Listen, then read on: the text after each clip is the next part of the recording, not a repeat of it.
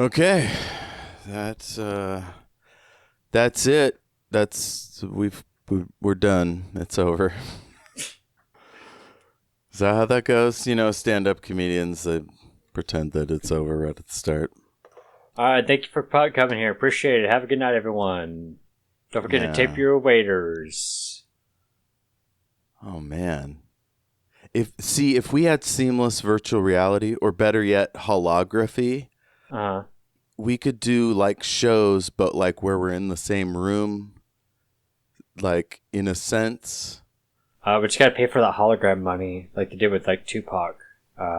Smoke machines, lasers. It's all good. Oh yeah, it would have to come down well enough in price for the average podcaster to. Well, we don't have hologram money. We're gonna need some Patreon bills for that. Patreon. If any of you out there are theoretical scientists working on some cutting edge shit, let us know. We'll find a way to profit off your success. Yeah. I see we're following the Edison method. I love those stories where like for the first half of the movie you're like, oh, this is like a standard crime thriller, and then out they come with these wild ass gadgets that if they just patented one of them, they would have made way more money than they're trying to make with this weird world domination scheme. Oh yeah. And they've got like 7 or 8 gadgets that are, break the laws of physics or whatever. Right. Oh, I made this laser that can harness, solar power, and I can like shoot a city from anywhere in space. Like, hold. You have a very effective solar system to collect like solar energy and using it for that. You could just start an energy company, stuff like that. Yeah. Yeah, you could provide economic power like to any country that agreed to accept your power. I don't know how the power transfer goes orbitally. Like, I feel like that technology could change the entire world, let alone a laser from space filling it up. Oh, okay. See, I was saying like if they had the type of solar panels that can collect enough energy to make a death ray, then maybe they could just build solar panels on the planet and just start an energy company. Oh, I thought you were talking about taking solar power and then beaming it down to the planet. But you're talking about just using solar power to make the world work better. Yeah. So bit of a science nerd here. When you move energy, you'll lose some of that energy. So like shooting energy from the moon, you'd have to shoot in large amounts because by the time it actually hits the Earth, it would not be the same level of energy as what left the death ray in the beginning. It would have to be like just in near enough orbit that it could work both as a energy transfer device, but also a death ray. Yeah. Just to protect itself from various companies and countries. Right, because Tevron. I said Tevron. Not a real company. Tevron would go after that kind of... Tevron would destroy you for sure. So Yeah. that's why these evil geniuses need like 6 or 7 gadgets before they start their evil scheme, because they're like, if we just start propagating the world with these, they'll use them against us or try to destroy it or something. So we unleash them all at once. That's why they need to do world domination, because they know the World Bank and like the Bilderberg Group and all them, they'll get their grubby fingers on it. Right. We're going to build our own death ray. But we're going to use coal. They ship giant rockets full of coal up to the satellite. Exactly. Yeah, that's beautiful. I love that. Not every company is efficient with their money, I'm just going to say.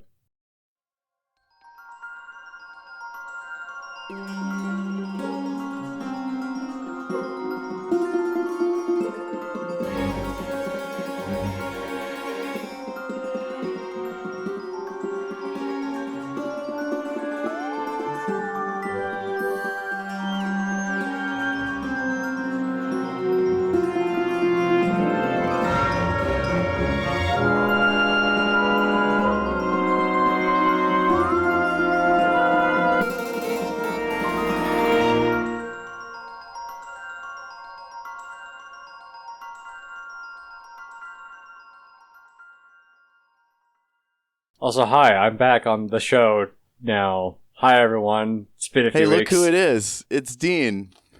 Welcome back. It's The Great and Secret Knowledge, a speculative fiction podcast. I'm Jeff. With me is Dean. Hello. Dean, last time we talked, we got to know you a bit and followed your science fiction journey. Now we're halfway through this film, TV miniseries, whatever.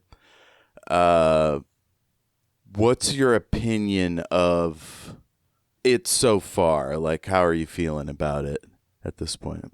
I like it. It does. Second episode in, some of the jokes don't land as hard as I think the writers thought it would, to be honest. Or maybe that's just my American sensibility. This was very much like a show meant for British people. But I was like, the first episode was kind of funnier. The second episode has its moments. I didn't hate it. It was, it was fine. But I just didn't laugh as much as I think they wanted you to laugh.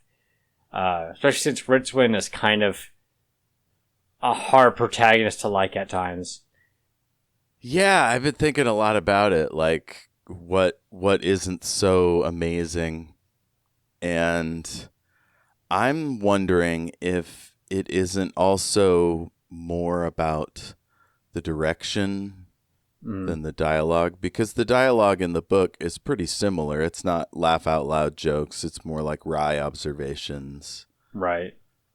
But I think the director gives it a comedy veneer, like a style of things that feels like television show comedy adjacent. And so, like, it feels like a joke's gonna pop out of every scene, and when it doesn't, it's like, ugh. Like, okay, a great example comes up in the second half when Tryman sees the banana peel, and he's like, and then he looks down, and his shoes are stuck, and something's coming out of the ceiling. It could have been a like waka waka, outright funny thing, but instead it was just sort of a you can't do that on television slime drop, and his shoes don't have him in it, and then he steps on a banana peel Right. out of angst or whatever.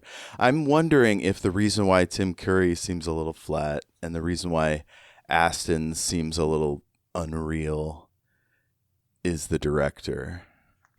Yeah, I can see where you're coming from in that one. I will say that as we've learned in the last few years, that in fairness to Tim Curry, they've noticed that a lot of his flatness comes from the fact that he just mentally was not doing well. And we're not talking like poor mental health. We're talking like he was having like I forgot the term, but basically it's a similar situation to like Robin Williams, where mentally he's just not.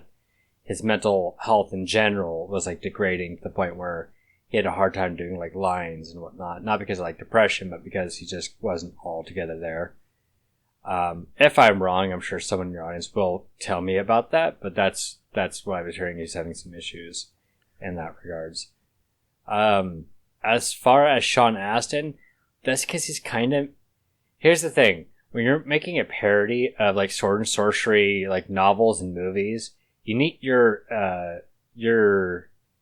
like reader stand-in, basically the person to kind of explain the world to. So, and that's what Sean Astin's that's what Two Flower is. But Two Flower is also meant to be a joke at the same time. And it's kind of hard to explain the world and also make a joke at the character at the same time. That's why sometimes the jokes kind of fall flat, like dentures.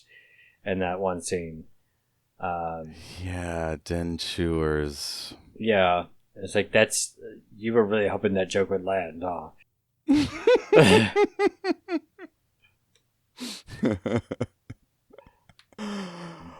Oh, boy. Well, so that's our overall feelings. Let's dive in. On my second rewatch just now, I was enjoying it more, I think, in anticipation of talking about it. So maybe it'll go good. Oh. I want to one quick correction. Google tells me that he primarily quit acting because of a stroke he had in 2012 that left him partially paralyzed.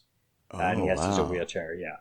So that's actually the reason why. Like, I was wrong, but I wasn't entirely wrong. I was just mostly wrong.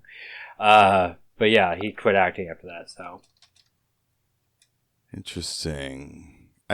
Didn't the TV show come out before that? It did, yeah. And who knows? You know, he'd been acting for a long time at that point. Maybe he was just kind of doing whatever money made him, you know? Mm-hmm. Mm-hmm. Because he was ready to escape capitalism, and the one place that's not been tarnished. Space. Space! Call back to the last episode. Yes. Hell yeah. All right. Well, we start with Atun the turtle, the elephants, the disc world on top. And then we see the tourist looking out of the back of the vehicle as it flies off past the turtle's butt. And Rincewind is in a spacesuit, sort of floating behind. Right. So why is it going near a star? Have we figured that out yet? Oh, in the episode? Yeah. We do figure it out later in the episode. The Octavo is doing something weird. Mm. It's moving like it's shaped like Discworld, and it's like tilting, which somehow tilts the entire turtle. Mm. And somehow magic, it collects Rincewind and Two Flower without, inertia or gravity or whatever killing them instantly. So I'm just going to refer to an episode of Simpsons, which Lucy Lawless was in, and to say, whenever something doesn't make sense, a wizard did it. And that's just... I mean, I literally thought it was like, you all should have been burned out in the atmosphere, but alright, I'll just go with it. Magic's real in this world anyway, so I guess anything is possible. Yeah, I mean, we know, for example, that there's a powerful spell inside Rincewind, who looks kind of good in the spacesuit without the helmet, I gotta say. Yeah. What was I talking about? The spell inside his head, the spell preserves his life by whatever means possible. Maybe it creates a column of force that slowly, gently lowers him down. But it's like absurdly powerful. But I thought it always seems to act as a feather fall spell with him, except for near the end where he like lightly knocks a guy backwards. Oh, yeah. Or like opens a lock with great difficulty. Let's see. He falls. He doesn't die. He says, "Did I just leave the world only to fall back on it again?" Hey, that is a fair question. Like, an entirely fair question. He says, "Is that me, or is it getting bigger?" It feels kind of like a horny question. I don't know. It's like something said at an orgy. I mean, who at an orgy hasn't said that once? I say this like I know what I'm talking about, like I've been to one or something. No, I never have either. Let's see. So the star is getting bigger. Next, we see the Wizard's Tower and protesters outside. It's an angry mob. They're shouting, "Wizards out! Wizards out!" Is this where Tim Curry puts on a big hat and gets inducted as the Archmage? Or, I believe they use a different term, because I'm spacing on it, but yeah, he becomes the one in charge. So yeah, the mob is chanting. And then we cut inside where they're having this little ceremony. He's getting the big hat. He's getting inducted, and he says, "One small step for a wizard into the unseen, one giant leap for the unseen university." Sure, Trymon. Sure. I get like wanting to make a reference to our world, but it's like kind of limp. That kind of describes a lot of the comedy in this particular TV movie. Yeah. So they're shouting outside. Tryman is pretty chill about all this unrest. And then he says, I propose that we perform the rite of Ashkente. Sorry, I had to increase add the sound effect from how the wizards looked when he did that. Mm-hmm. Next, we're in the yurt of a horse lord. He's putting up the crew, and he's all excited to meet Cohen the Barbarian, and to get the scoop. That's still a funny joke, Cohen the Barbarian. I still like that. Yeah, totally. They're talking about pillaging. And they have a one-eyed guest whose name is Legend. He explains his secret of longevity.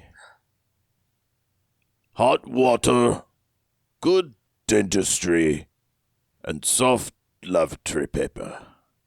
Yeah, that is probably the best joke in this TV, to be honest. Like, just to be honest, that was like, especially as they build up, like, oh, what's the key to long life? Or longevity, and yeah, that was the best joke of the TV movie. Okay, so here is where being a legendary actor in his late 60s who's done plenty of comedy, he just is professional. Like, he takes a line and he makes a meal out of it. Right. And that, you can't direct that. That's just what a person brings to it. Like Patrick Stewart giving a speech, you don't have to direct him. Yeah, it kind of reminds me in some aspects of having like Patrick Stewart in the Muppets Christmas movie. Good. Muppets Christmas Carol, excuse me. Where he's just playing the role very straight and serious, and like then you've got Muppets wandering around like, hello, Mr. Cratchit, or hello, Mr. Scrooge. It's me, Kermit the Frog. Kermit the Frog here. It's Kermit the Frog here. Yeah, it felt like a very serious actor in a very not serious movie. The rats. The Bob Marley, like Statler and Waldorf. I love that movie. So let's see. The big chest has toilet paper that it uses to lure this one-eyed guy. And then he's like rolling something. I couldn't tell if he's rolling a cigarette or weed. I don't know how advertiser friendly do you want to be, because I'll tell you what I think he was doing, but I think Cohen is a stoner legend. Okay, cool. Then yeah, I totally agree. Yeah. I claim Cohen. So, lighting up a joint, or getting ready to light up a joint, excuse me. So he's going through the woods with a horse. Back at the tower, the rite of Ashkente is taking place. Death shows up. He says, I was at a party, He was, funny thing is that they summoned him for that. That's that right. Ashkente was to summon death, and yeah, that was a good line. I was at a party. Tryman asks why the red star is getting bigger, and he says because the turtle is moving toward it. Tryman is annoyed. Right. I mean, it's not complicated. It's nothing to do with me. So it's something to do with the octavo. They need the 8th spell that Rincewind has in his head. All 8 of them need to be said during the solstice, or many worlds will die. Dun dun dun. They're wondering where Rincewind is. Then we cut over to Rincewind walking through the dark woods. Let's see. In the forest of Skund, rimward of the Ramtop Mountains, feeling very sorry for himself. Death thinks the party will go down at midnight.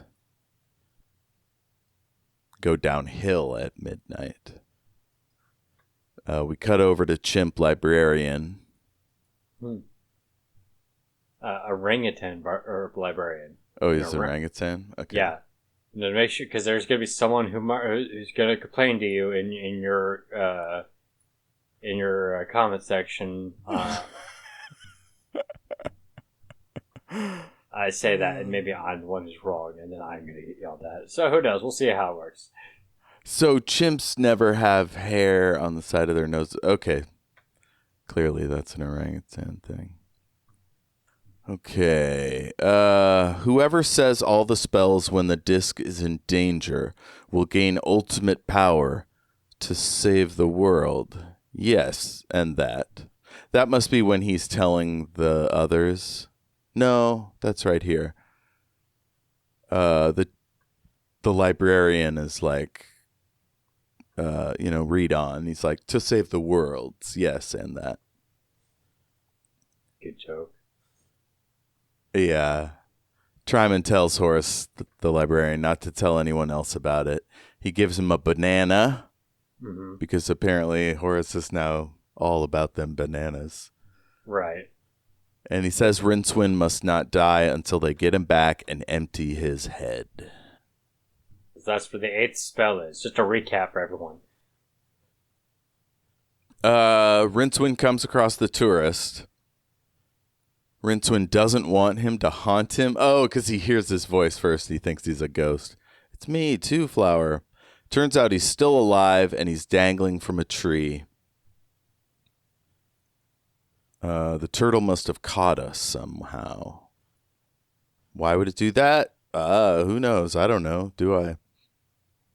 Still kind of a question after watching the episode. I'm going to guess it was the Octavo, but...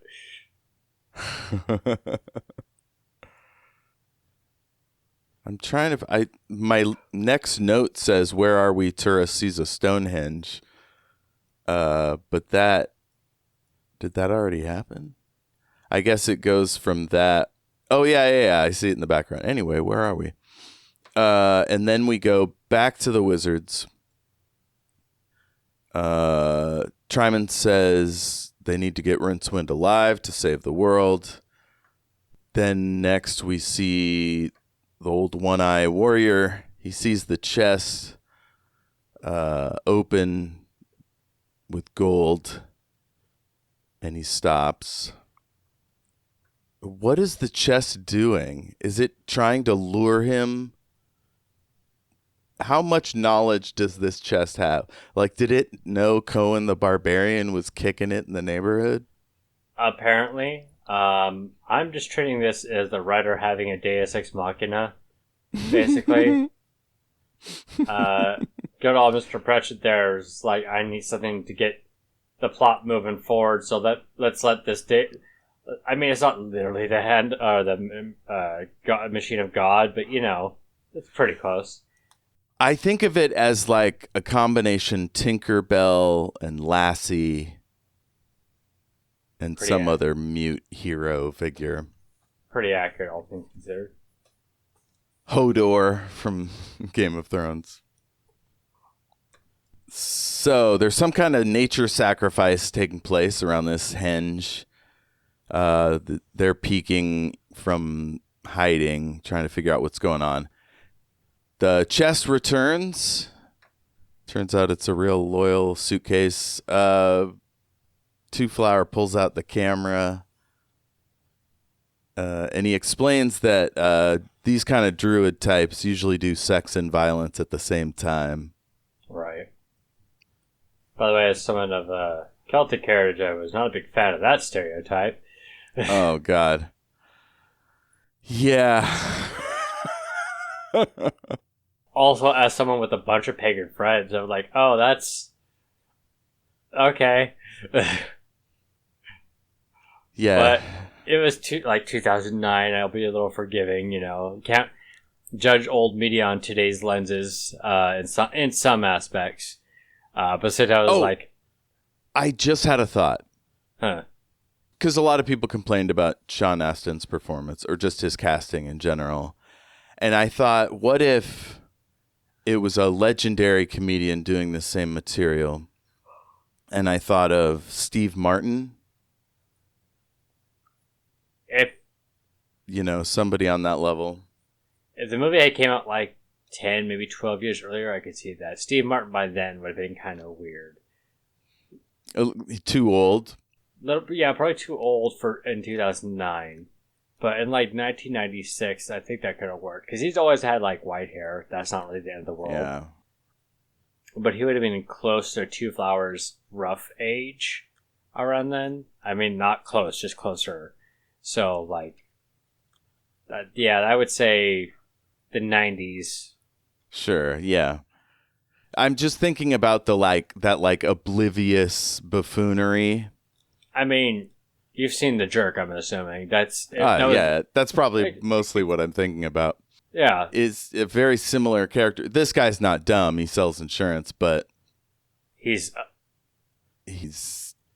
clearly not paying attention to the brutality all around him. Very oblivious.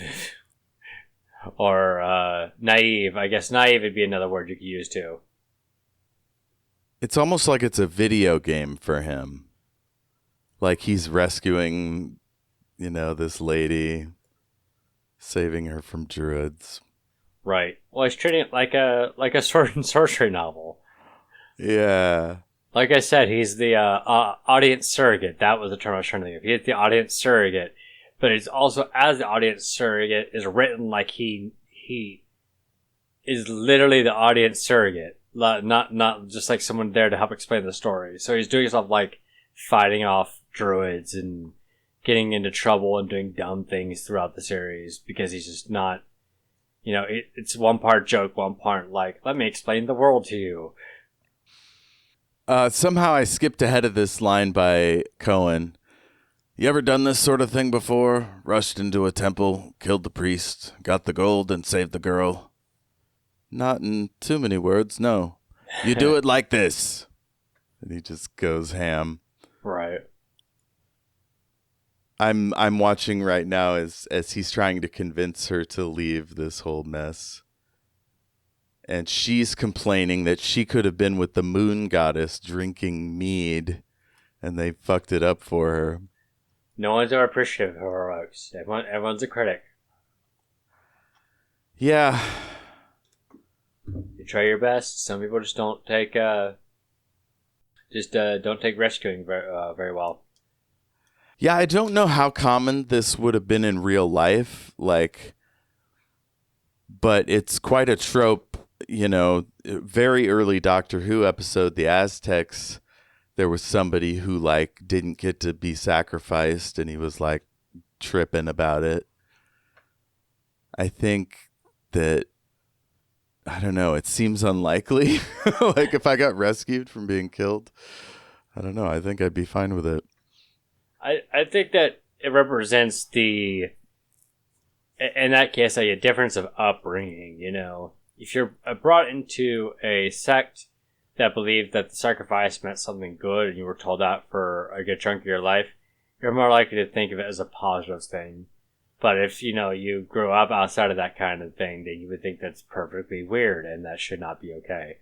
Like getting sacrificed and then being upset that you got rescued. Excuse me, what I'm going to say was, you think you're going to be sacrificed, but then you get rescued. Excuse me. Phrase that. But yeah, it's, I'm not saying it's right. I'm saying it was a joke and it was worth a chuckle. Yes. Got a chuckle out of me. Yeah, I feel like they could have done more with that. Yeah. I haven't read The Light Fantastic, but I have a feeling there might have been more jokes around that. They don't do much with it. They kind of shift very quickly into her just falling for Cohen. Yeah. Which is a very 80s move, I think. Let's see. Rincewind gets knocked out. Cohen stabs a priest. Rincewind is dreaming. He's got these very weird visuals. And he's told he has a very important task. They're like, it's nothing but a flesh wound. Why is he out? The 7 spells want him to come back and return the 8th. He mustn't let the wrong wizards get his spell. So he has to bring it back at the solstice. He's mad at them for ruining his life. He will be a real wizard again if he turns over the spell. Yeah, so he was basically at one point he was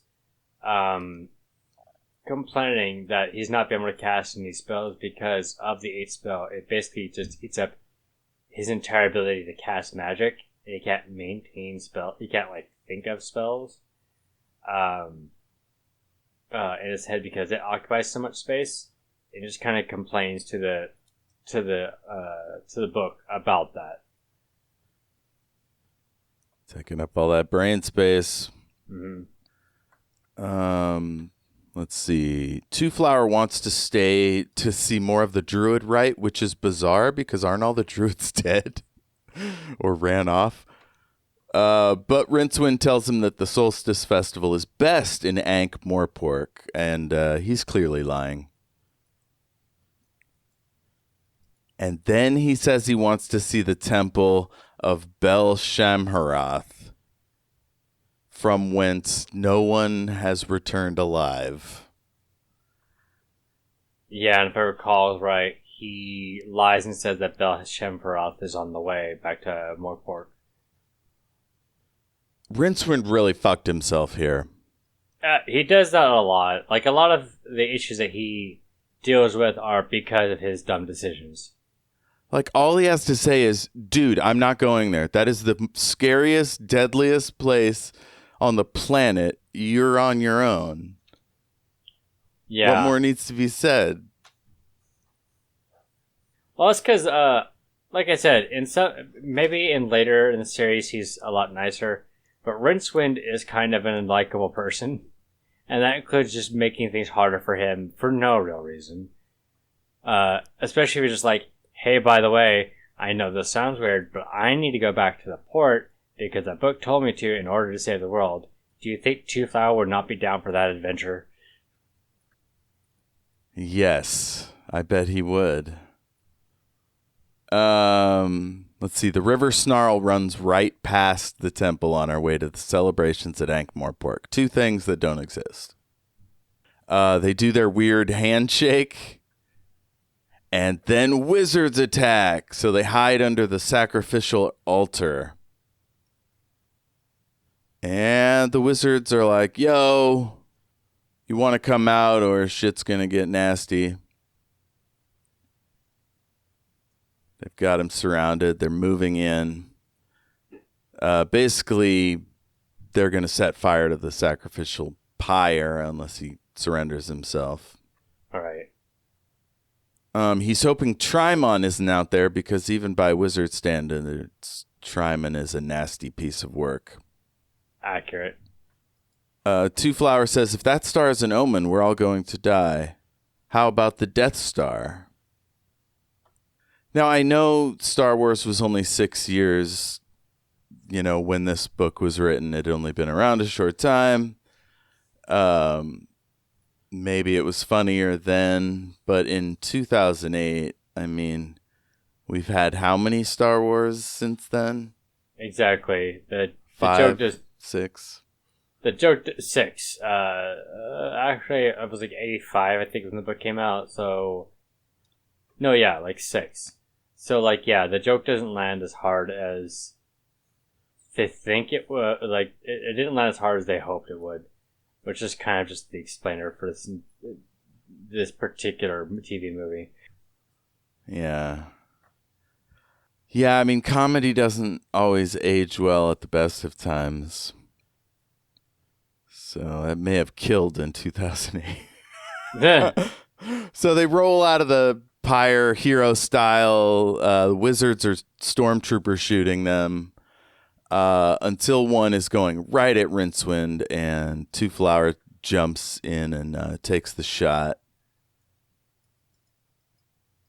What'd you think of the action with all the colorful smoke going off?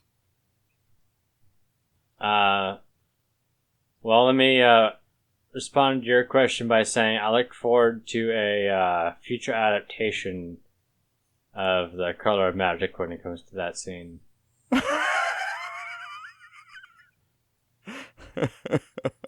I mean, honestly, this is any Marvel movie to me. Like, colorful light splashing into each other. Oh, you're... Go ahead. I mean, that's just what it often feels like to me. I like the weight of real stuff, and there's a lot of not real stuff in this as well, like CGI stuff in this as well, but there's a little more practical. You're gonna draw the ire of the MCU people with that comment. Oh, sorry, folks. I don't particularly want to do MCU on this show. Come on now. Because, I might do like one or two. I might pick and choose. Like, I like Shang-Chi. Civil War is not terrible. It's mostly, at this point, got me at the Spider-Man movies. The first one was alright. The last one was pretty good. The one in the middle, The Far From Home, which is the one that took place in Europe. The Tom Holland ones. Yeah, I just thought they were okay, to be honest, so. I still haven't seen them. Oh, boy. Let's just say in the third one, it's not really a spoiler at this point, the movie came out years ago, they bring back, like, every live-action Spider-Man since the 2000s. So, that's fun. Yeah, it was pretty cool. And they face, like, their version of the Sinister Six. Oh, and Sandman actually gets his redemption arc, which is pretty nice. Oh, that's fun. Actually, kind of everyone gets a redemption arc, including the Doc Ock from the like Tobey Maguire Spider-Man movies. He gets his own redemption arc too, so it was kind of nice. All things considered. Cool. Well, back to the fight. Cohen has taken out the wizards. Rincewind is like, a little earlier would have been nice. Two Flower does not wake up. And back at the protest... forget to mention that Two Flower got hit by a magic bolt. I don't know if it... Yes. Yeah. Yeah, that's when I went off on CGI and Marvel. So we cut back to the protest. Tryman kicks something, and then all this liquid spews out of a gutter and covers the lead protester. The wizards have not been able to locate Rincewind. Yeah.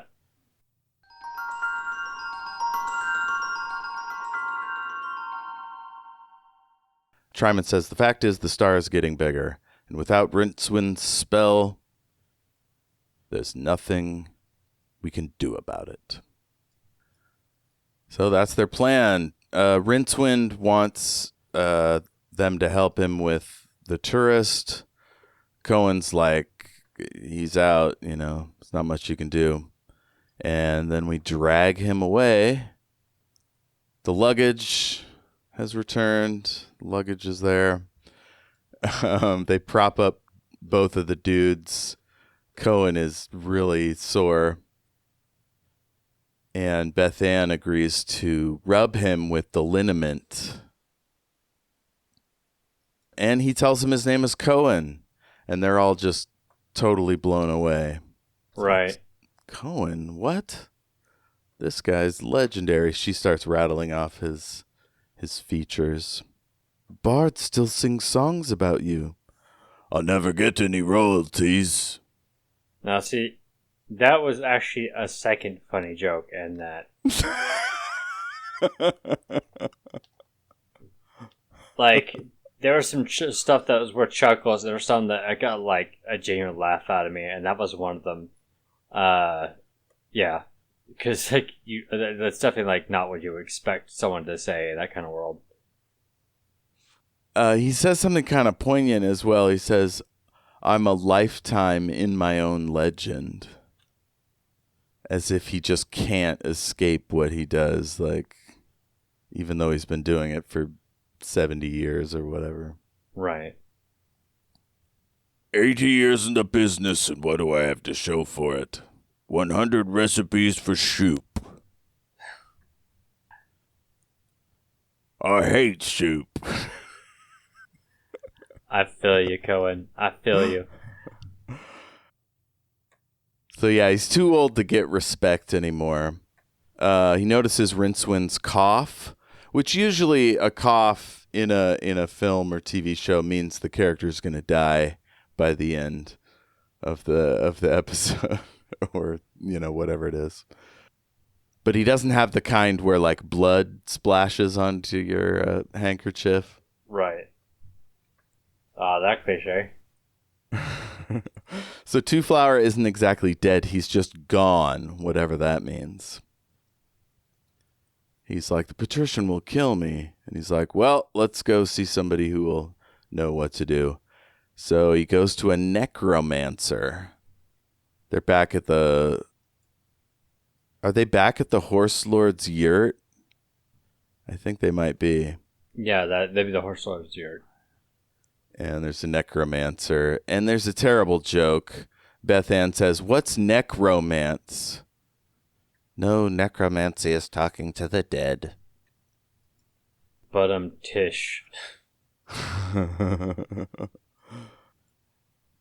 He doesn't believe that tarot cards do anything. The first card is the star. It's got a little red star on it. That's what's happening now. Four of elephants. It's part of Discworld. Ace of turtles. That's Atun. And then the last card is death, who we've seen plenty of so far. Right. And he asks if Two Flower is really dead. The lady makes a sort of medicine, which weirdly Rincewind has to drink. He drinks it, he freezes and leaves his body. And he appears in a black and white situation, some sort of death zone. Oh yeah, he had to basically like pseudo die to get to Death's house. That's what's going on. Yeah, he's got hourglasses for Rincewind and Two Flower. Rincewind arrives in the driveway of this big manor. He's looking around for Two Flower. He goes into the house and he sees this big pit in the pendulum type blade. And it's attached to some sort of cuckoo clock. And so it seems that what has happened is they've sent his mind into Two Flower's mind so they can chat through the veil of dreams or something. I mean, what I got is that he had to die and basically go find Two Flower at like Death's house. Oh, it's like a limbo point. He hasn't quite moved on. Yeah. Interesting.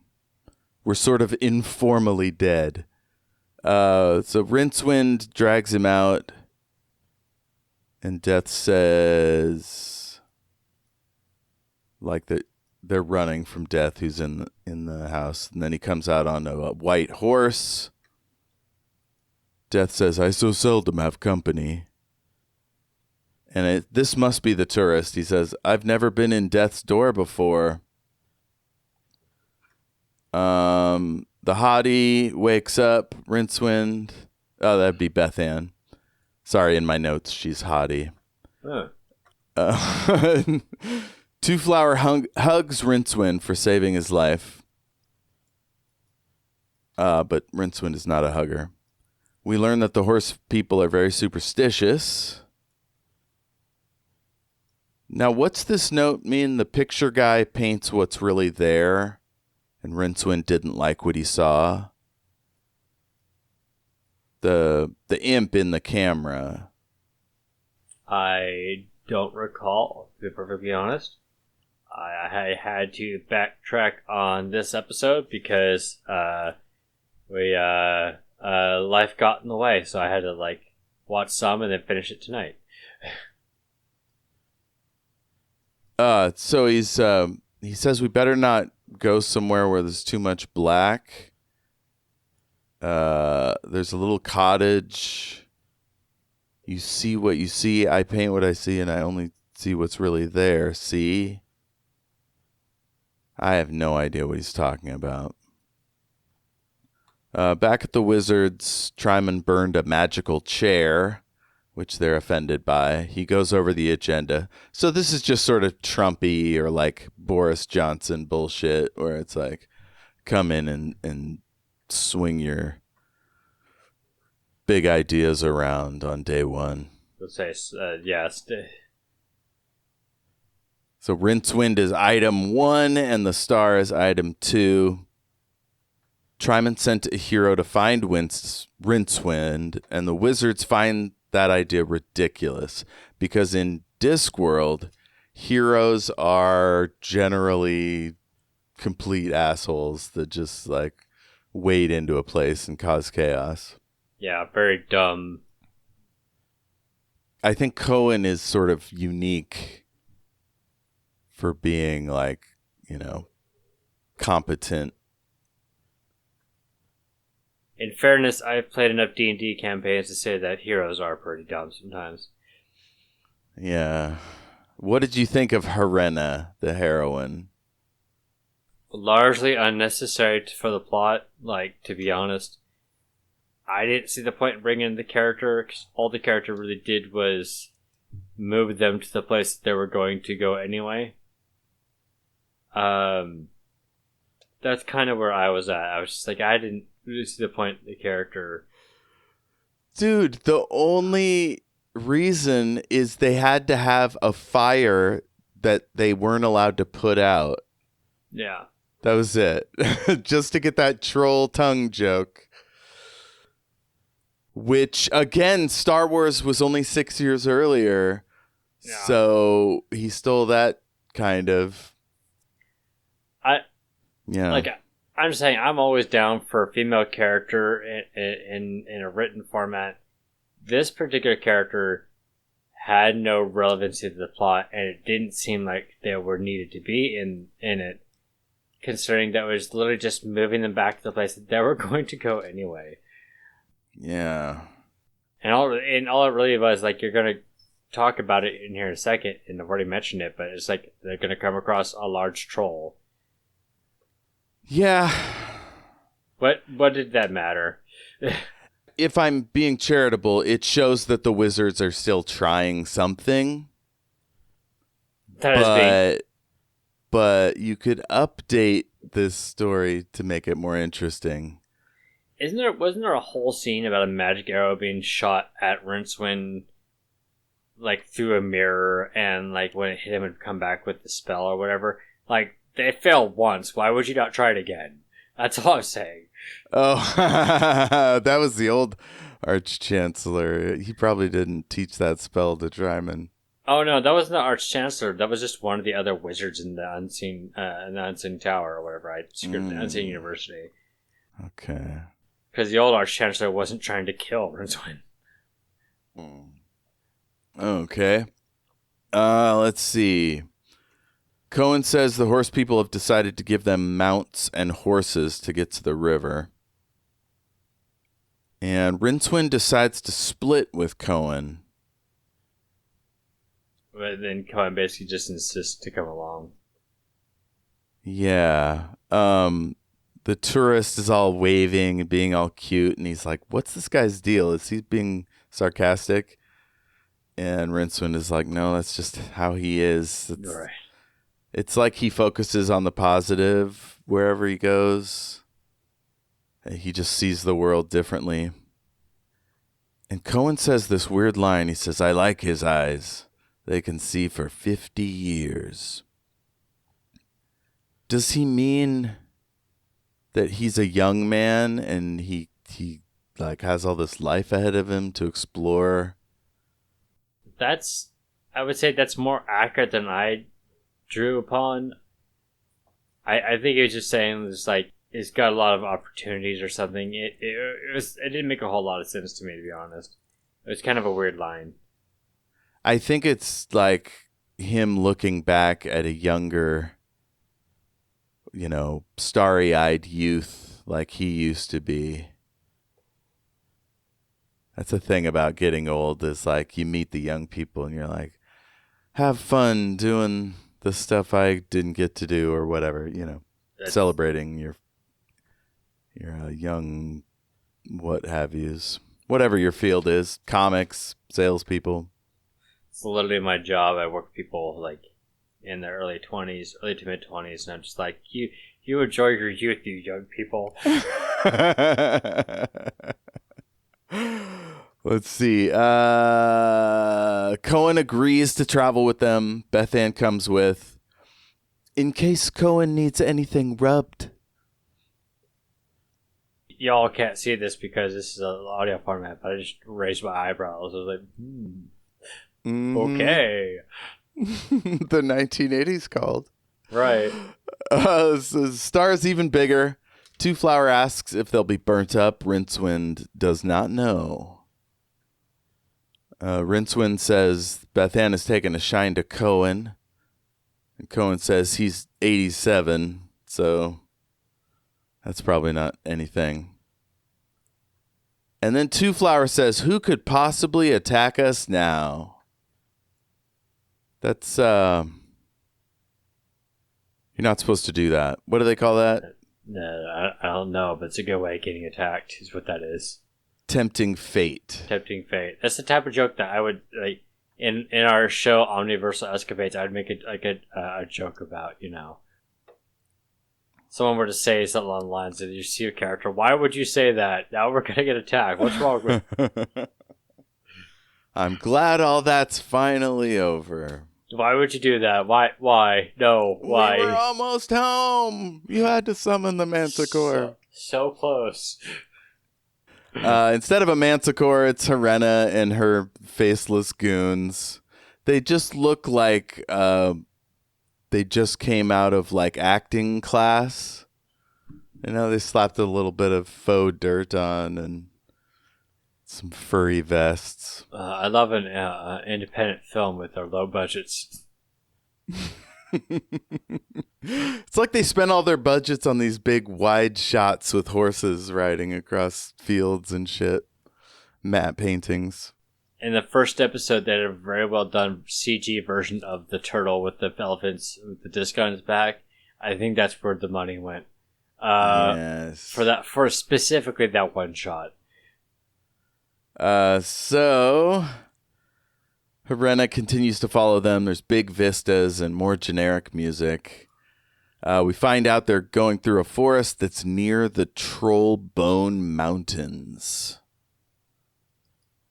We cut over to another campfire, and Two Flowers telling Cohen about dentures. Dentures. That is another joke that did not land as hard as they thought it would. Maybe I'm the wrong audience for that, but I was just like dentures, got it. Yeah. Oh, trouble masticating was real awkward and forced. Yeah, it's really like was. He's in the middle of talking about that it hurts to chew. Somebody else says something, and then he doubles back to go, I have trouble masticating. It's like, guy, we're past that. It's like that one person who always wants to talk about what they want to talk about and is never actually the subject of the conversation. I came up with this great joke while we were writing earlier, but it wasn't germane to the situation, but now I'm doing it. Don't talk over it. Yeah, dude, we moved on. We're done. Come on. So he's talking about I don't know, chiropodists. What are those, feet experts? And suddenly he gets his ass handed to him, and they're all knocked out and then wake up tied together in this big rock cave. Two Flower and Rincewind are arguing because the ladies ruin Rincewind's cunning lie about the Temple of Baal Shaharath, and there not being any solstice in There's no solstice party, is what it was. Yeah. And finally comes to light that Rincewind's been lying to Two Feathers this entire time. Once again, I'm just gonna point out that Rincewind is not a likable character. Yeah, he reaped what he sowed here. Just if you try to please somebody and it involves not telling them what you're thinking or saying or doing that affects them, you're not helping them. You're just kind of putting off your own anxiety. It's always the cover up, that's where the real relationship killer stuff happens. Right. You just got to say, look, man, I told a really dumb lie yesterday. The temple is that way 1,000 miles. I'm still not going there, but, rather than 6 months later or whatever it is when it comes out. It seems like things take longer in the books. I don't know about, we had all those vistas changing, so who knows how long it took. Then he's like, oh shit, Old Troll Mountain, this fire, you're going to have to put out this fire. And it's because they're on his tongue. Yeah. And this is kind of like a point I made earlier about how this character, I'm really bad with names, but the hero doesn't really add anything, because this is an example of a scene that doesn't really add anything to the plot except for the characters to argue. Not even argue, but Two Feather finding out that they're not really friends according to Rincewind, and that doesn't really add anything besides just fake tension. Yeah, and also I just on a simple level, Helena is a terrible hero. She doesn't even try to save one of their hostages. Right. Just jumps out the cave, and it's like, why did you come all the way out here just to have a troll eat your quarry? They're not going to believe that shit back home. Also, they built her up as she's not just any hero, she's a female hero, and that meant nothing. It meant nothing to the plot that she was a female hero. It didn't need to come up. I guess if you just wanted to make a Red Sonja joke, there was an opportunity, but still not. They never did anything. It was just okay, she's a hero and she's a woman. I don't know why you had to point that part out like it mattered, considering you didn't do anything with it. So the troll's waking up. It's total nightmare. Rincewind and Two Flower are still tied together. They're trying to run away. I gotta say, there's blue sky peeking through the clouds. It's pretty fully daytime here. The way this ends feels a little odd. So the troll's moving in their direction. They fall down, and this is when I thought, how does the sun really work on Discworld? Especially since it's freely moving through space, the sun must rotate around it. So I had a similar thought. Actually towards the end, which we'll get into it, but they see a sunrise and oh, it's really beautiful. I was like, wait a minute, how does the sun situation work?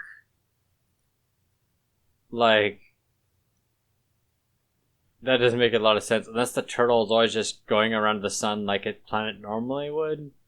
Is that how night works there?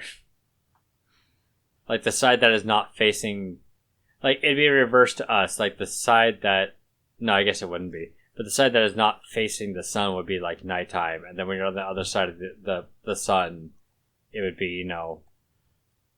Oh no, yeah, sorry. I'm tired. Everybody on Discworld has the same day cycle, essentially. Apparently, yeah. And if I sound weird, it's because I am tired. So don't mind me. It's confusing in the book too, like how the sun works. But anyway, it seems to come up real fast, and this troll is stopped. Yeah. I don't know what that added. Also, why did the troll allow them into his mouth to begin with if he wasn't already stoned? Oh, he didn't wake up until the fire irritated his tongue. Oh, okay. Still, I was just like, I don't know what this added. Besides, like, really bad CG trolls, so... Yeah. It didn't, as far as I could tell, it didn't kill any of the bandits. I mean, the heroes, quote unquote. Right. But they're all faceless nobodies anyway, so... Like, and when we see them later, none of them are injured. Oh, no. As far as I know, none of them are missing, but who knows? Right. Oh, no, not Terry. You're going to ask her name's Terry. Oh, I like Terry. And so after this troll thing happens, Rincewind is like giving Two Flower a piece of his mind. And they both decide that they want to go in opposite directions, which means they don't have time to escape when the bad guys come back. They are gripped up and taken, continuing on their journey. Another example of, to be perfectly honest, what did that add? The tension was already built up in the last scene, and like, well, we're going to go our own ways. It's like, but what did this scene add? You were just going to be dragged off anyway. So... I do like this series so far. It's some fun ideas. I like the comedy of it. I like the commentary and satire. But at the same time, I'm like, what did this add? You know, how is this plot relevant and not just something you wanted to add for a quick joke? Yeah. Yeah, I almost wonder if it wouldn't have been better just to occasionally cut back to Helena on her mission, like chatting with her homies. And then we get to the ferry, because nothing interesting really happens until we get to the ferry. We cut back to the clamoring peasants outside the university. And they're like, destroy false wizards. The master wizards are all whispering, and they're like, somebody says the Arch-Chancellor just isn't a team player. So they plot to kill the Arch-Chancellor. None of them can decide to take points, so they'll organize it all together. And next is that scene I mentioned earlier where Tryman steps out of his office, dodges the banana peel, feet get stuck, looks up, something's coming down. And honestly, the trap didn't go as fast as it should have. Yeah. Also, it felt like a very Home Alone 2 levels of trap, to be honest. Or like a Home Alone level of trap. I was like, yeah, it's bad, but like, earlier he tried to use an axe to decapitate a person, so like, this is mild at most. Direction-wise, and here is where I want to ding Vadim here for this being a bad example of a comedy attack. Like, it's something about the editing, the speed, I don't know, everything about it just feels clumsy to me. And if they had gone slow motion here, and Tryman is like wriggling and he looks up, and as soon as the hatch opens, the stuff starts to come out. But it's that weird hitch in the Getty up that just kills the momentum. Exactly. And then he survived, but it's like we didn't even see him wriggle his legs much. Exactly. Before jumping out. No tension was built in that moment, and that's the issue. It was meant to be a situation to build tension about, oh, look, is Tryman about to die? And in that scene, I was like, I had in no way thought he was going to die in that scene. So it's just like, I think that's a matter of editing, is what that is. I would also say that can't have been the best take of Tim Curry ranting after squishing the banana peel with his stockinged foot. I would hope that was not their best, and they were just like, whatever, let's just pick what we have to go with. Oh my god. So they do the trap. He gets his growly freak out. Bam, we're back to the ferryman. They bang a gong to get the ferry to come. It's foggy on the river. The ferryman comes out. It's kind of like Charon, the ferry to hell. Oh, or Hades, whatever that is. Charon, yeah. I thought they were going to do a joke with Death, who has been showing up in this series so far, as Charon, which is like, that would be the closest one, but nope. That's not Death. Don't worry, everyone. I guess. Yeah. Helena orders her men to go grab Cohen because she's like, clearly something's up here. And he pops out and just demolishes everyone.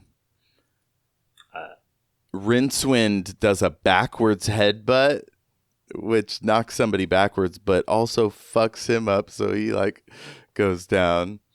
And then he gets hit in the head. This guy is going to have that CTE thing, chronic brain injuring business. Mm-hmm. Two Flower is cheering on the fight, which I feel is ordinarily whatever, naive guy, but he's handcuffed, like he's in very real danger at this point. Yeah, I was just thinking like, okay. Like, even if you're impressed by your hero, maybe do something more than just clap, get out of the way for one. He was literally just standing there at one point. Yeah. So, Cohen is taking on Helena. He throws his back out. She comes over and she's like, no hard feelings, but, it's got to happen this way. And she goes to stab him in the back, and bam, she gets whacked in the head by a stick. And it turns out it's Beth Ann. Saves Cohen's life. Once again, she added nothing to the scene. Not Beth Ann, but Helena. I was just like, fake tension, not good tension. I don't know. I think if they had a good fight choreographer and like pacier editing, it could have been something. Maybe if that, like, I hate saying this because I hate the level of the quick cuts they do, but maybe they had done like something like a Marvel movie where at least the cuts make sense and the fighting was at least exhilarating, So they build up that moment when she does get bonked on the head. At least it would have been like a cool fight, but it was just kind of meh. Yeah. I mean, I was a little bit surprised and happy that she was able to contribute, but that was about it. Yeah. So Beth Ann and Cohen are getting married. Rincewind thinks it's a little odd and wonders how Cohen will have the stamina to deal with the bedroom situation. And Cohen agrees with Rincewind's concern, but he was confused. He thought Rincewind was talking about her ability to survive his, powerful thrusts or whatever. His endless libido. Guy's 87 years old. Come on now. I mean, I guess when you've been barbarian for a long time, you build up some stamina or something.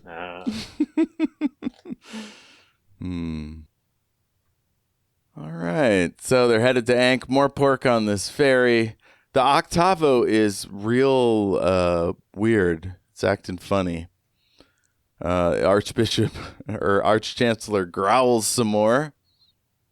And then he gives another little meeting.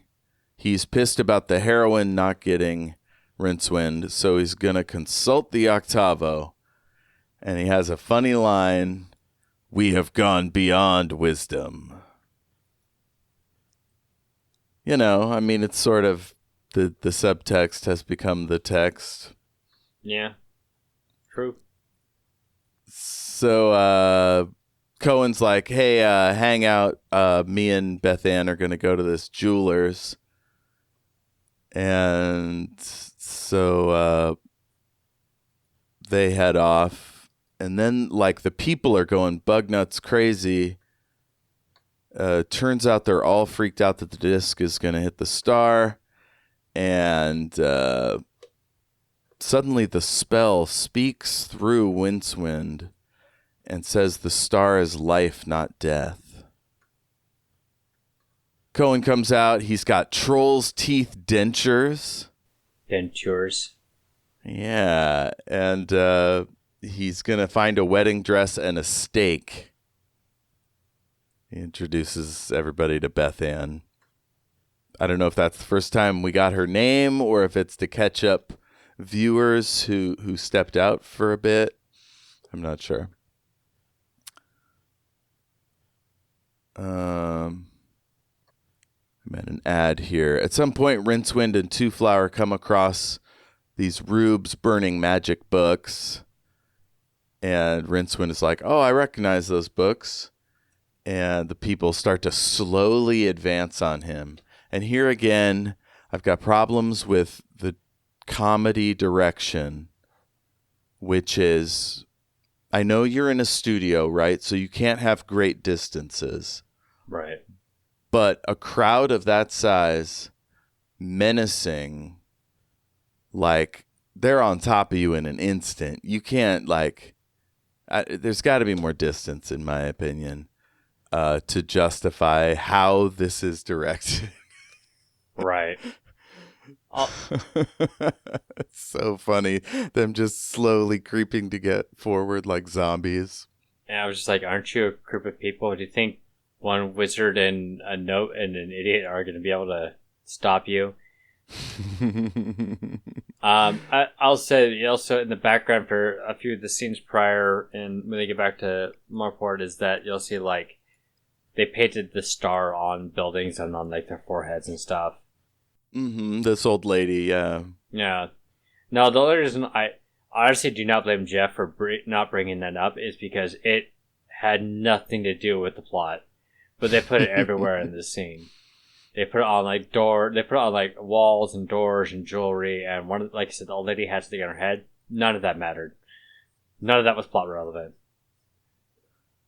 Yeah.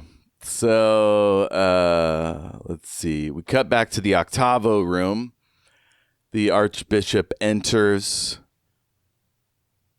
and he orders the wizards to unlock the chain. He says something about the light fantastic, and he's doing like arms out wide, overacting. With arms wide open. I can't say any more than that. I don't think you have the budget to go above like one line. Yeah. I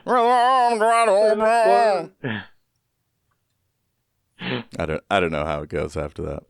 No, I don't think anyone does who doesn't actively listen to Creed.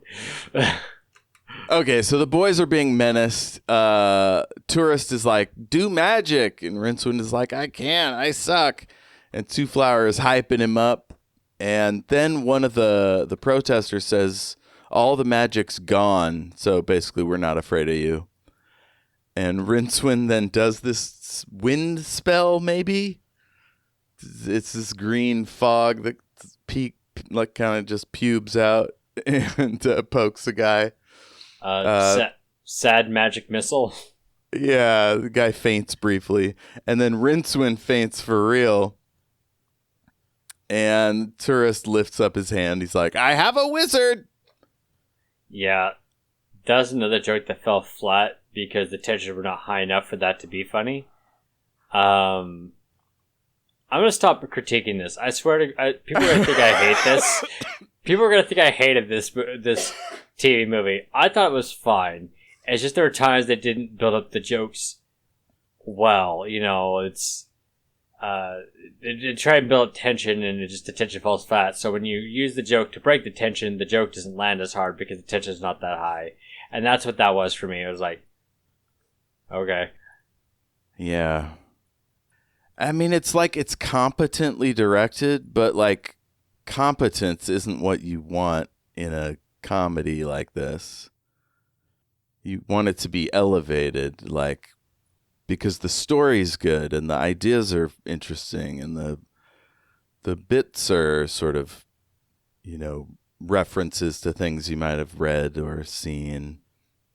Now, full disclosure, I've never made a TV show or a movie, so like at the end of the day, I could just fuck all the way off. But I'm just saying, from like a writing standpoint, it was like, but what did this add? And in the case of jokes, like the joke just fell flat because you didn't.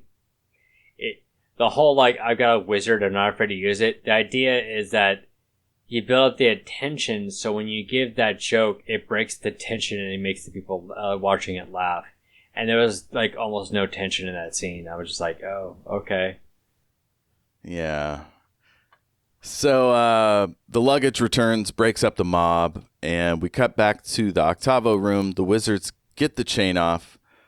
The Arch-Chancellor grabs the book and fucks off to the Great Hall, but before he leaves, he locks the wizards inside their room. We see a great CGI shot of the star with like worlds kind of floating around it, moons or whatever. And Two Flower calls them spots. Rincewind says no, but doesn't have a name for them, knows they're things floating around the star.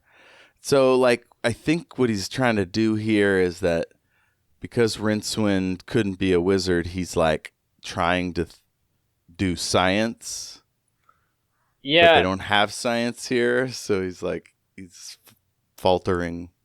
I think, the way they're trying to, it seems like he was writing Rincewind even in the book, is that Rincewind is not dumb, he just can't do magic. Right, so he is actually an educated person. In fact, in one of the first scenes we see him, he speaks, several languages and knows a lot in general. He is smart. He just can't cast magic, and is also kind of unlikable. So I think that's what this is like, another reflection of it. Like he's trying to explain basically the concepts of planets. It seemed like, but not being able to like vocalize it. So there's this moment as they're fleeing the square. He just jacks a fur right off a stand and runs past the person who presumably has that stand, and they don't even like react. It's just an odd directorial choice. Yeah. Let's see. They get to the lower cellars. We hear the wizards shouting. I don't know why I said shouting. Upstairs, the Arch-Chancellor is climbing up, and Rincewind goes to the Octavo room door and sees that it's the other wizards. They're like, hey, Masters of Wizardry in here. And Rincewind tries to open the door, but the guy says he doesn't have the magic for it. So Rincewind tries to prove him wrong. By doing magic. Yeah. And he does it. It totally lays him out, but he manages to unlock the lock with magic. It's a pretty big deal. Right. The door opens. The wizards fill him in on what he missed. And people are screaming upstairs, so the wizards go to check it out. There's something going on in the sky. Somebody's like, are demons coming through? And the guy says, no, it's worse. Whatever that means. What's worse than a demon? I feel like part of me that grew up watching British humor would say something like a barrister.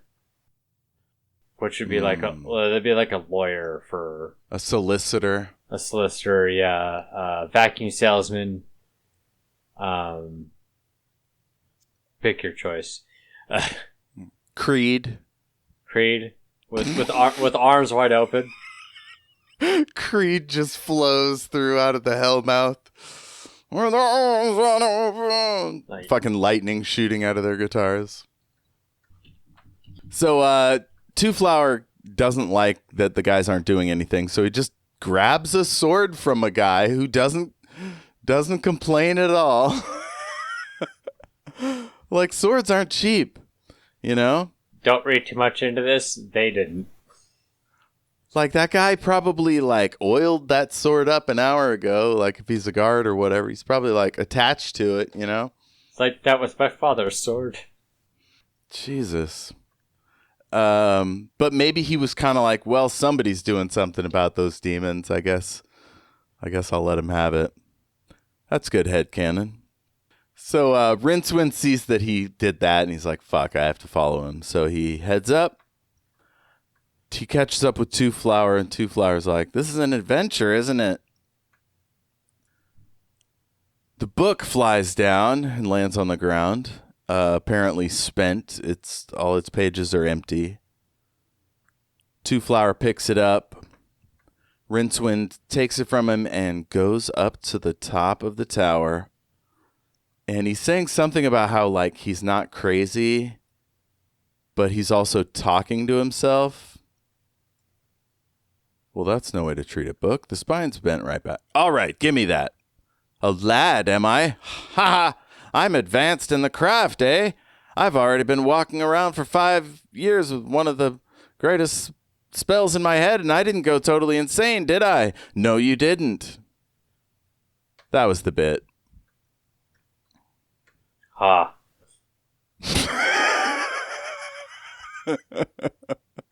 So the Arch-Chancellor greets him, welcomes him to the tower. His eyes are like green flames briefly. And then he says, the 8th spell, give it to me. The Arch-Chancellor tries to kill Rincewind, but the big book blocks the shot. We see Horace, the librarian, climbing the tower. And we've got a quote here. These statues look like wizards. They are the wizards. They are? They were. I feel like that one's for the kids, you know? Like, the adults, they're like, yeah, those are the wizards, obviously. Maybe they had to do it because the statues really don't look that good. If dear audience, if you're listening to this and you're noticing some pauses, I'm sure Jeff will remove some of them, right, as part of editing. Yeah. It's because, quite frankly, in like starting like the mid part of the second act and the third act, the jokes don't land very well.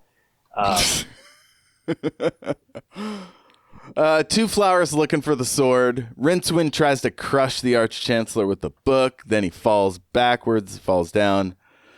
The Arch-Chancellor falls on a banana peel, and the spell hits him in the mouth, turns him to stone. What'd you think of that moment? It's all right. I mean, I'm sorry. I've lost some. I don't like. I came into this series in the last episode with a lot more enthusiasm, and that's because the first one was actually kind of funny. I got some laughs out of me, and then like this one was just like, eh. Maybe if they had built that up a little bit more and the spell rebounding on him, but eh. Yeah. So after that, Two Flowers walking around and he's like, where's Rincewind?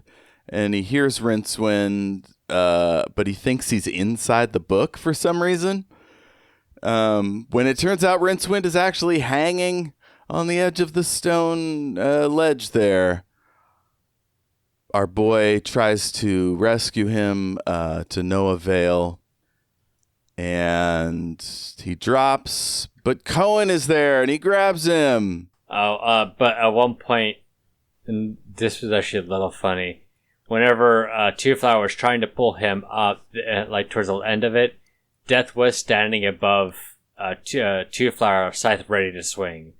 That was like a little bit funny because Death's been trying to get Rincewind since the beginning of the series. So yeah, this is where Death says, "I've had a near Rincewind experience." Now, see, that was a little funny. A little bit. I didn't laugh, but it did get a smile out of me. It was charming. Rincewind returns the spells to the book. I think Two Flower must say, "Isn't all this magic exciting?" Cohen is not impressed. He says he likes stage magic. Yeah, I was like taking doves and your balls out of his sleeves. The book floats up and then it vanishes. Suddenly the worlds move toward the disc and they start hatching, and they're all new turtles with elephants on their backs and disc worlds. Yeah, which explains in the previous scene why there was like the star is not death, it's life. It was referring to the eggs. That's right. Yeah. Okay, cool. So, yeah, these pretty little turtles are flying around, loving on Atun. And Two Flowers like, oh, shit, I got to get my camera out and record this moment. And Rincewind tries to explain why he does this. Right. That's Two Flower. He just appreciates beauty in his own way. They were being trying to be poetic here, and it was just like, I mean, sure. There's a turtle flying up over the sunset. Oh, that's when that's later. It goes from red skies to the red sunset over the edge of the disc. Yeah. And Sunrise. That was that scene I was referring to earlier. I'm forgetting the context suddenly, but this was the scene I was talking about. And we were talking about you can clearly see the sun in the background with the troll scene. Yeah. You know how turtles leave like hundreds of eggs and they all have to like go on their perilous journey from the sea to the water? Right. Do you think Discworld turtles might contain themselves a little on the amount of eggs they put out? Or they put out these big clouds and they go to different stars. Could be. Makes sense. I mean, I'm assuming they have warp speed or stars are closer together in this universe. I might have to continue the series to find out. Yeah. I assume there's 8 because 8 is like a magical number in this story. Right. What with the octavo and whatnot. So the magical octavo drops out of the sky and lands in the luggage. It wouldn't tell Two Flower what it had done with it. Tryman falls over and breaks, so he won't be repaired. Yeah, that actually got a chuckle out of me. Because it's like asking, what I forgot the context, but basically like, do you think they'll ever recover? And then like the statue of Tryman falls to the ground and he shatters, and Rincewind was like, I don't think so. So that got a chuckle out of me. At least that was kind of funny. So Two Flower tells him he's going home, and he's clearly upset. I felt the actor really sold that feeling of like, oh, I finally made a friend and they're going away kind of feeling. Right. And the tourist kind of explains his philosophy. You haven't really been anywhere until you get back home. All right. So the point of tourism is to experience a thing and then bring it home and share it with people, whoever will listen. Yeah. Cohen and Beth Ann get hitched. He says he stole this wedding dress for her, which everyone just kind of shrugs. Yeah. Okay. Shrugs that. Yeah, cool, whatever. Two Flower gives them a bunch of money. And then Sean Astin does this thing that I just hate. What's that? Beth Ann kisses him on the cheek, and he does this sort of like pat on his cheek and like a little boy, like, ooh, kind of thing. But he doesn't commit. You know what I mean? Right. Like a normal person would like maybe feel that, but not express it obviously. Or might like over exaggerate it as like a way to diffuse tension or whatever. Right. He does neither, and it's, I don't know. I feel like comedy exists in the spectrum rather than down the middle. Right. There is a scene I want to point out in the previous scene before they meet up with Cohen, is they do hug it out, and that hug did not feel earned. Especially with the issues that they had with each other in like the end of the second act and basically all of the third act. I was like, I don't feel like you've earned the hug. Just saying. But yeah, and the whole scene was just kind of okay. Because I feel like this is like Sean Astin's like, I don't have to come back after this. Like my role is over. I say that like we haven't watched part 3 yet, so maybe I'm wrong. It turns out part 3 on Prime is just a different version of part 2. So this is it. This is the whole thing. Oh. Yeah. The Tourist, it feels like the end of like a summer love affair. Like the Tourist basically knows he's never coming here again. He said earlier, like, there's so much of this planet that I've never seen. So you get the feeling that he's going to go to a new place every time. And who knows how much vacation time he gets or how much money he will have. And it just feels like he's breaking up with Rincewind. Like, I'll never see you again. I mean, apparently the dude's loaded, so maybe he should calm down. Just come back like once a year, you know? Also, real quick, Rincewind does throw on the concept of rejoining the university as a student. Confident he can cast magic again. Yeah. So I wish the Tourist wasn't such a closed-off character. Because, like, here we are at the end, and there's the emotional catharsis, like, it's just not there. Mm-hmm. It's all... And we don't even see Rincewind, like, break down or anything. Like, when he's gone, he just sort of walks down the street and the luggage follows him. Yeah. I do agree. Like the nod from the patrician, though. That's a good moment. Yeah. So, for, like, a bit of more context, as a parting gift, Two Flowers gives Rincewind the luggage, because like you like the luggage, right? And like the luggage doesn't belong to anybody, but clearly the luggage sticks around because it likes people. And yeah, this ending didn't feel earned. That's what I'm gonna say. Like that's my final take. The ending didn't feel earned because they didn't build enough tension and camaraderie for it to feel like it was a payoff. Like you said, no catharsis. If this was a Billy Crystal, right, as the Tourist, it would just be a whole different vibe. I feel like it's Astin just doesn't have a take on this character. He's almost like a Vulcan. Yeah, maybe if we had some kind of comedic actor. I have nothing against Sean Astin. He's done a lot of good roles. But maybe like a comedic actor for Sean Astin would have been a bit better.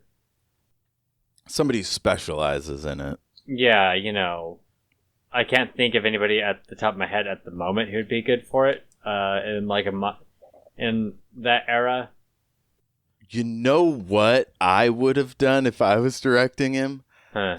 I would have seen him starting to like underact, and I would have been like, "You're doing great, but could you give me some of Goonies, Sean Astin?" Yeah. Right? Like, super excited, like, really into it. Obviously, because he's 12 or whatever, but, like, that, I would lean into that with this performance. Yeah, and, like, no shade to Sean Astin, because in everything else I've seen, including The Lord of the Rings, which I do not care for, he has done a good job. Oh, yeah, we touched on that last time. Man, Lord of the Rings. 9 movies of walking. I can't. I'm good. Anyway. But Astin, is like really, really good. Like he holds those films together. He plays a really good Samwise Gamgee.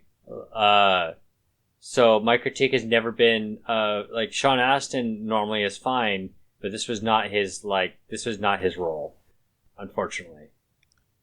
Cohen and Beth Ann wave as the ship floats along the pier. And this is where I was like, with my ship knowledge, I was like, this real ship would be so loud. Like, the sailors would all be doing something. They'd be yelling at each other. Like, there'd be noise down on the dock. But it's this, like, weirdly serene exit. That's fair. Last thing is the scientists. The scientist makes a joke. Astrozoologist. Well, in my opinion, it's all a question of perspective. They asked the astrozoologist if it turned out the turtle was female, and that was his response. And I was just like, okay, once again, this doesn't feel like a payoff. If it's a punchline, I didn't get the setup. Yeah, maybe that was a nod to the Pratchett readers who followed Discworld after the first two books. I don't know. I mean, how do they even know what Two Flowers saw gender-wise? Was he, like, putting out a signal that explains what he saw? I hate when a film leaves me with a, like, WTF face. Right. I was just like, what did this add? Once again, what did this add? Like, how did they find out? Were they watching through a telescope? Like, how do they know there were eggs full of other Discworld turtles? At least you could kind of say that at the tower, they're in a very high position so they can kind of see it, you know? But I was like, how did they see it? Well, they're on the edge of the atmosphere with their tall mountains or whatever, so... Yeah. But they don't tell us any of that in the movie. That's book shit. Right. So, I don't know. And in a movie, no, you don't have to explain everything, but you have to explain some things. Even if it was just like, okay, the tourist looks up and sees the cloaca or whatever of the turtle and goes ? And hits a button and a blue flag comes up and a scientist consults the blue flag and he's like, oh, they don't know. You know? There's no way to even tell what a turtle is gender-wise, which is really dumb. So we've discussed this ending well, not to death, but we discussed this ending. And here's what I have to say about this two-part series. If I had to, like, surmise my thoughts, it had a lot of strong potential in the beginning, and then just kind of faltered towards the end of the first movie and most of the second movie. Yeah.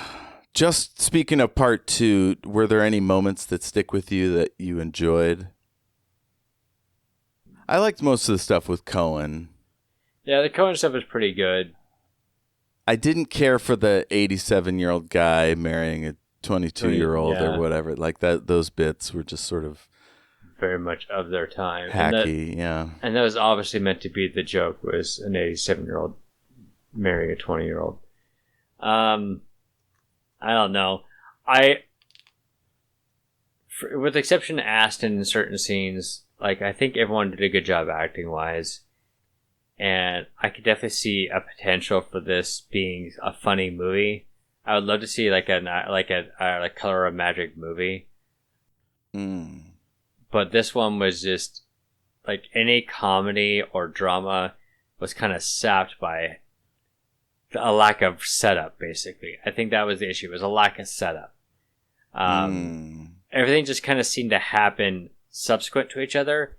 And because they shot it in that kind of way, there was no like, oh no, he hurt his back.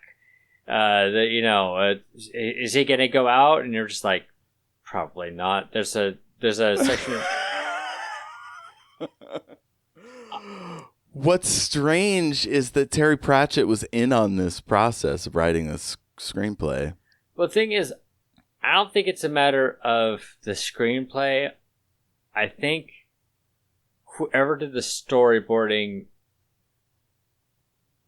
and I'm not going to blame anyone. Hey, look, making a movie is hard, and God knows I'll never get to do it, but I think it's the storyboarding or something because everything happens in a way that's basically kind of subsequent to each other. Even if it is just like there's an occasional like scene switch over to like the unseen tower, but because everything just kind of happens back to back for the most part, like shot back to back, it seemed like there was no tension built for the scenes that needed tension. There's no setup for the jokes that needed to land. It was just everything just kind of happened. Yeah. I'm sure someone with better like media literacy can explain it in a way that is more coherent than how I'm doing it. Well, technically, that would be me. It's everything's off. I think it's just got to be hard to direct comedy. Yeah. And maybe he could do better in a single episode of an episodic series, but he's not suited for a mini series. I mean, it's like, who can say? I don't know the director, so I don't know their work. For all I know, I was about to suggest maybe he might be decent. They might be decent at like a Doctor Who episode, but they for one may have already done that. I don't know. It's Vadim Jean. He's a gentleman. It's the type of thing that like, and that was just as an example. It doesn't have to be Doctor Who, but it did feel like he had an opportunity for that type of storytelling where it could work well. It just didn't work well here. I think is the main issue. Yeah. And comedy is hard. It's mostly just, if you're going to, especially with dry British humor, there has to be a level of setup. And because British humor especially involves this type of like expectation diversion, not diversion, but expectation aversion, where you're expecting one thing and then you get the dry joke as a response. Unless you're doing like a, holy Monty Python or I'm forgetting the name of the group, but Hugh Laurie and Stephen Fry's group, A Bit of Fry and Laurie. The joke there isn't just like expectation diversion. I can't say the word. It's not just that. It's also like absurdist humor. But the setup is that you're expecting normalcy and then you get something absurd instead. Yeah, and it's hard to do absurd and still maintain a coherent narrative. Exactly.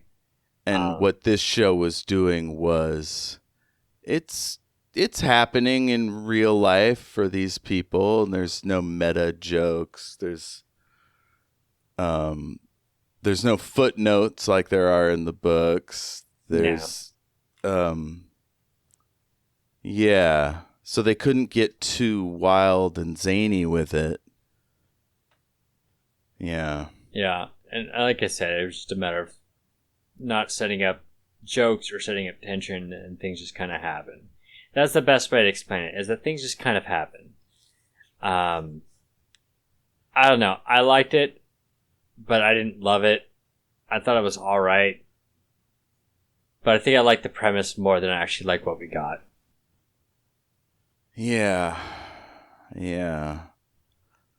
Well, next we are doing The Hogfather, which is a holiday-themed film. It's later in the Discworld series, but they actually made the TV movie a couple years before this one, in 2006, I believe. Okay.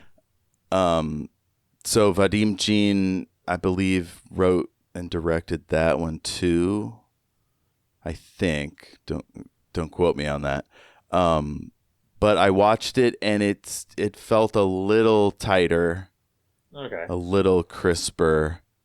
I don't know if it was that much funnier, but at least it felt more like a movie.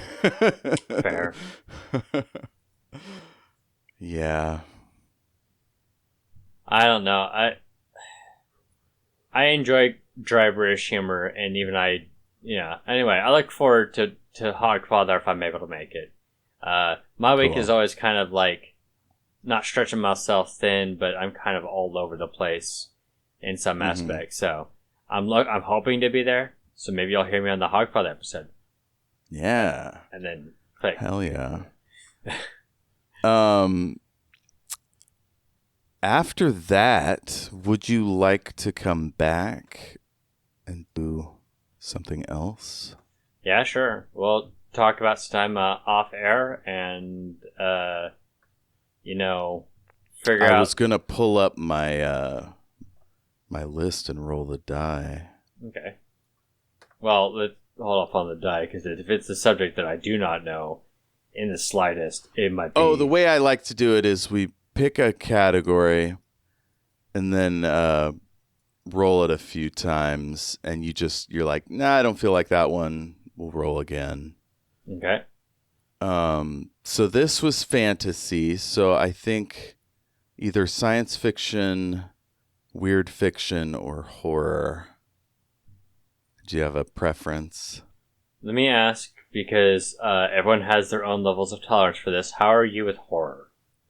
I'm very picky about horror, and I don't like gore. So Nightmare on Elm Street is on this list because, it fucked me up when I was a kid. But I could very happily never watch it again. Fair. I've got Camp Damascus, Hannibal, Silence of the Lambs, Carnival, The Vanishing, Blair Witch Project, Nightmare on Elm Street, Halloween 3, The Thing 2011, and Nightbreed. I was going to ask if you'd ever done Evil Dead, but that's, as funny as it is also pretty gory. So it's not like the Saw gory, but it's still pretty gory. It's silly gory, especially Evil Dead 2. Yeah. Now, it's never been mentioned on the air, so technically that's why it's not on the list. But you know what? I think we can add it. Evil Dead 1 or 2? Let's start it's sort of like the same movie, but updated, essentially. Yeah, I'm sure money. If we do it, I'll talk about it then. But Evil Dead 2 is technically a direct sequel of Evil Dead 1, but it doesn't start until about nearly 1/3 of the way of the movie. There's a scene in which Ash gets dropped into a pot of water and passes out. And that is technically where Evil Dead 2 begins, because the first part is just a recap of Evil Dead 1 from a different perspective, because they couldn't get the rights to Evil Dead 1. Oh, no. Yeah. So, yeah, that's a little bit of a trivia. I only bring that up because Evil Dead is actually one of my favorite horror series. Horror adjacent, because it's not really that scary to me, but it definitely has the horror elements, Yeah, if you're into it, we could just throw it on the board. Let's do it. Sounds good. I'm down. Hell yeah. Okay, folks, stay tuned for that. Bruce Campbell's in that one. Bruce Campbell. It's one of his first films, if not his first. And Sam Raimi. Sam Raimi, why am I forgetting? Sam Raimi's brother, and Tom Rappert. No, I'm bad with names, but he was one of the producers of it. As well as Bruce Campbell, who plays the lead and was one of the producers of it as well, because he was a friend of Sam Raimi prior to their film. Yeah. All right, this is great. Do you have any recommendations? Yes, actually, I normally don't do newer stuff when I'm recommending stuff because I want people to try some old stuff. But I've been recently watching Interior China on Hulu. If you get an opportunity to watch that. It stars Jimmy O. Yang, who is a known comedian. The show is somewhat of a narrative, like a meta narrative on cop shows, because whenever these two characters pop up, Green and Turner, the whole world just kind of stops and does whatever they need to for them in their propaganda show. But he is not part of it. And he's trying to find out what happened to his brother who disappeared 12 years prior. So it has been, I think there's only 9 episodes out now. If you get the opportunity to watch it, it is pretty good so far. And I do suggest it. I'm wondering, I just got off an episode that shows that it may be turning into a regular propaganda show. So I'm a little hesitant to suggest past that. but I'm gonna catch up and see what happens before I say don't watch it. But yeah, it's been pretty good. It's got Jimmy O Yang, and then if you're a fan of The Daily Show, Ronnie Chang also has a pretty predominant role in it. And Chloe Bennett, who MCU fans may know from Agents of S.H.I.E.L.D. Chloe Bennett plays a character in the series. So check it out if you get the opportunity. It's pretty good. Cool. Yeah, that sounds great. Where's my phone? Oh, and while you're doing that, I also suggest people check out Omniversal Escapades every other Sunday at 8:30 Central. That's a great idea. Oh, y'all should listen to this year's Till Death Do Us Blart, which is a thing the McElroy brothers do with Tim Bett and Guy Montgomery every year around Thanksgiving. They will watch Paul Blart Mall Cop 2 and discuss it. It's fucking hilarious. They've been doing it for 8 years, 10 years. Oh, yeah. Basically, sometime after my brother and me started. Yeah, they just did their 10th. So, yeah, that's a really funny thing that you can watch or listen to, rather. And, yeah, that'll do. Oh, also Altered Carbon on Netflix is really great. Oh, yeah. It's a sci-fi thing. I genuinely that is actually a series I do enjoy. The first book is also pretty good because it's based off of a book series. The second book is a little harder for me to get through, to be honest. But check out Altered Carbon, the book and the TV series. Both are pretty good. Hell yeah. All right. You told folks about Omniversal Escapades. I will just second that emotion. It's a great show. I'm on it. We're on YouTube. Yep. Check it out. We're happy to spend time with you in the chat during our Twitch stream. Of course, Shattered Worlds RPG. That's my actual play podcast. Science fiction, zombies, spaceships, wizards, the whole thing. And yeah, find me on all the socials at El Jefe Tacoma.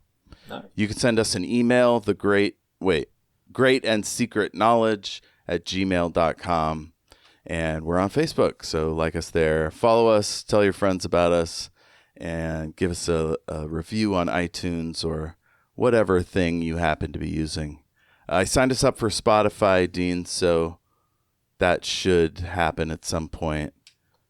People can listen to us there. I've got the YouTube thing should be coming up as well, so stay tuned for that. If we're not on your podcatcher of choice, just let us know and we'll see what we can do. Nice. Thank you, Dean. This is great. It's always good seeing you. And until next time. I'll see you next time. Yeah, I look forward to it. I'm pulling up a quote here. Oh, okay. He's very loyal, if loyalty is what you need in a suitcase. There you go. Don't just lie there, you daft cow. Help me up. Do you want to end that? Do you want to end on that note? I feel like we probably should have mentioned it in the episode that Cohen ends up marrying this woman who he called the daft cow. Not a good look. Yeah. Well, have a merry holiday, you daft cows. Maybe our listeners will be called the Daft Cows.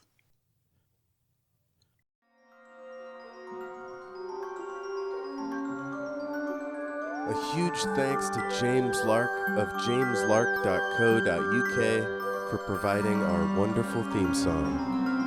Thank you, James.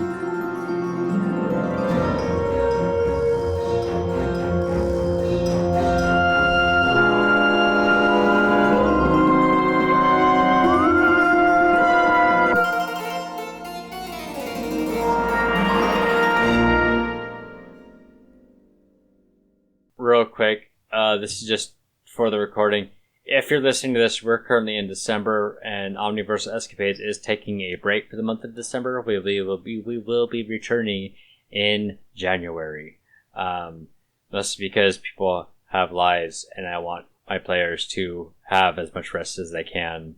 You know what? This is an opportunity for all our new viewers and listeners to get all of it under their belt, so they know all the references, they know, True. who we are and all that stuff. Also, quick question: were you gonna post this, because you do have this recording?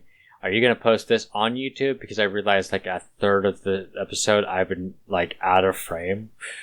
Oh, not video. Oh, no, I'd warn you ahead of time if we were doing video. Okay, if I had known that, I'd be like, okay, keep myself in frame here. Excellent. All right.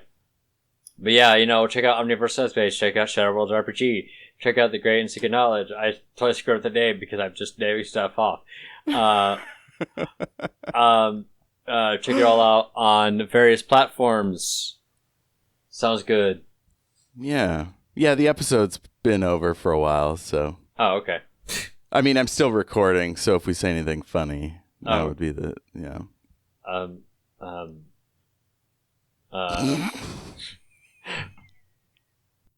Now I feel pressured to say something funny. Don't worry about it. That's fine. We can just fade away quietly into the night.